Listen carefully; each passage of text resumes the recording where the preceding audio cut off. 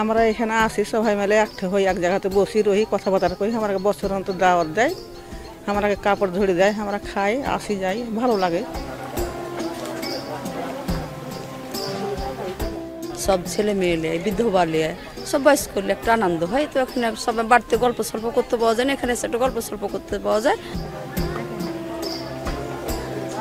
ঈদের নামাজের পর একটা রুল ভাই একটা খাওয়া দেয়, হিন্দু মুসলমান নিয়ে একটা খাওয়াটা দেয়। এই জন্য আমার ভর্তি হয়, এই জন্য আসার। বছরের মাথাতে ঈদের পরা দিন সবাই মিলে আমরা খুশিতে থাকি, দিয়ে আমরা ঈদের মেলা করি।